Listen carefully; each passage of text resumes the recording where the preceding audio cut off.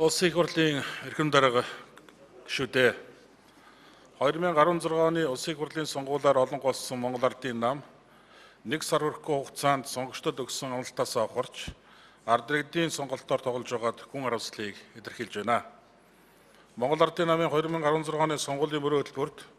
Улсын их хурлын гишүүн, засгийн газрын гишүүнээр давхар ажиллахыг хязгаарлан хэмээн тодоос тод заалд оруулчихад ерөнхий чиглэлийн яамдын тоог нэмэгдүүлэх замаар зөвхөн өнөөдөр засгийн газрын гишүүдэд өргөн мэдүүлсэн 11 нэр дэвшигчийн 8 давхар дээлтэй гишүүд байна. Монгол Ардын намын гишүүд та бүхэн 2014 онд Чингисийн талбайд давхар дээлийг эсэргүүцсэн жагсаал зохион байгуулж, давхар дeel бол засаглалын хямрал, шинжилгээний засгийн газрын сайд дарга нарыг давхар дээлээ тайлахыг шаардаж, тайлахгүй засгийн газрыг огцруулах, улсын их хурлыг тараах тухай энэ дээрээс ярьж байсныг ард түмэнч Монгол Ардын намын гишүүд дэмжигч мартаагүй байхад өөрөө давхар дээлтэй болохоор санаархаж байгаа нь та бүхний үг үйлдэл бүхэн хоосон жүжигээс гадна эрх баригч болоод сар чүрхгүй богинохон хугацаанд өөрсдийн амлалтаасаа болон ард иргэдээс урууж байгааг харуулж байгаамаа.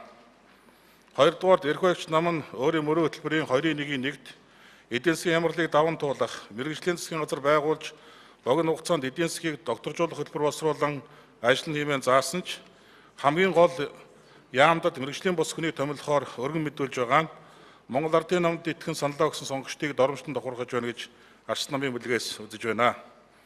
3 дугаарт засгийн газрын гишүүн томилохоор өргөн мэдүүлсэн сайд нарыг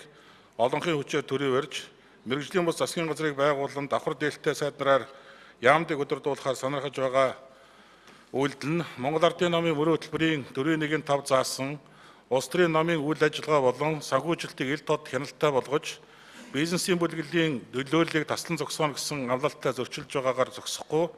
зөвхөн Монгол Ардын намаас гадна Монголын төрийг бизнесийн бүлэглэлийн нөлөөнд бүрэн автуулах, төрийн өндөр албан тушаалыг бизнесийн албан тушаал болгон хувиргах, улбаар төрийн бодлогыг залгуун чанарыг алдагдуулах үйл ажиллагаа хэмээн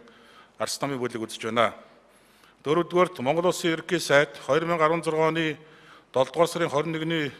өдрийн чуулган нэгдсэн уралдаанаар засгийн газрын бүтэц бүрэлдэхүүнийг 13 яам 16 сайттайгаар батлуулсан боловч өнөөдрийн байдлаар 11 сайдын нэрийг өргөн мэдүүлсэн байна. Өнөөдөр буюу 2016 оны 7-р сарын 22-ны өдөр нь Монгол Улсын их хурлын чуулганы хуралдааны дэгийн тухай хуулийн 37-р зүйлийн 37-гийн 5 дахь заалтын дагуу ерөнхий сайд засгийн газрын гишүүдийн нэрийг өргөн мэдүүлэх сүүлчийн хоног тул төрийн албаны тасралтгүй байх зарчмыг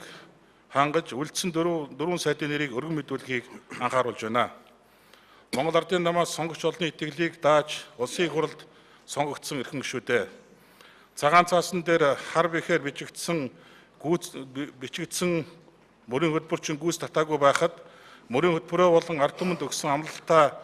эргэн нэг санаж сонгогч олонний сонголтыг уландаа гიშхгүй байхыг та бүхэнд дахин хатуу анхааруулж байна. Анхаарал тавьсан та бүхэнд баярлалаа.